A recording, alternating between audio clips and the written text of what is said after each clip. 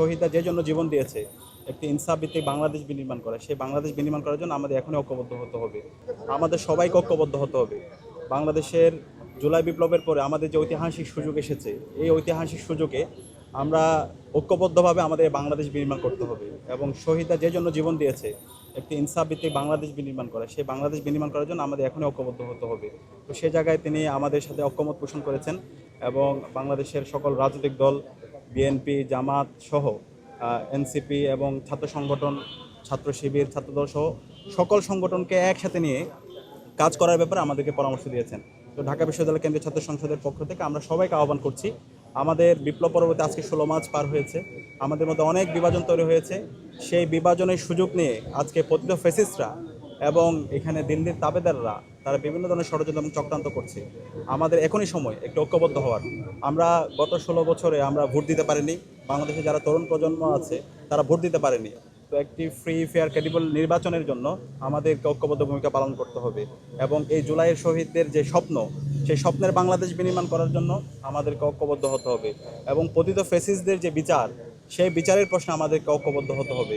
একই সাথে আমাদের যে গত 16 বছরে রাষ্ট্রীয় কাঠামো, সকল প্রতিষ্ঠানগুলোকে যে ভেঙে চুরমার করে দেওয়া হয়েছে, সেই প্রতিষ্ঠানগুলোকে নতুনভাবে বিনির্মাণ করার জন্য, জুলাইয়ের সনদ বাস্তবায়ন করার জন্য এবং এই নির্বাচনে জুলাই সনদের যে গণভোট হবে, সে গণভোটকে হাক বিজয় করার জন্য আমাদেরকে ঐক্যবদ্ধ হতে হবে। তো আমরা আশা করছি, যেহেতু বাংলাদেশের সকল রাজনৈতিক দল, ছাত্র সংগঠন এবং ফ্যাসিবাদ বিরোধী সকল সংগঠন ঐক্যবদ্ধ হয়েছে, সুতরাং বাংলাদেশ আর কখনো পথ হারাবে না। আর একই সাথে আমাদের এই বাংলাদেশের রাজনীতি হচ্ছে বাংলাদেশপন্থী রাজনীতি, বাংলাদেশকে ধারণ করা, বাংলাদেশের মাটি ও মানুষকে ধারণ করা, দেশের স্বাধীনতা, সার্বভৌমত্ব, অখণ্ডতাকে ধারণ করা, ভারতীয় আধিপত্যবাদের বিরুদ্ধে সবসময় প্রতিবাদ প্রতিরোধ জারি রাখা।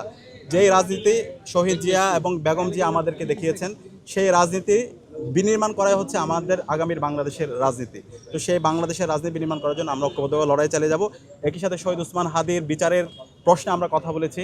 শহীদ ওসমান হাদি যে আধিপত্যবাদের বিরুদ্ধে, আগ্রাসনের বিরুদ্ধে কথা বলতে গিয়ে তিনি শহীদ হয়েছেন এবং শহীদ ওসমান হাদিরকে যারা গুলি করেছে এবং এই হত্যাকাণ্ডের সাথে যারা পরিকল্পনাকারী, যারা পরামর্শ দিয়েছে, তারা এখন পর্যন্ত অ্যারেস্ট হয়নি।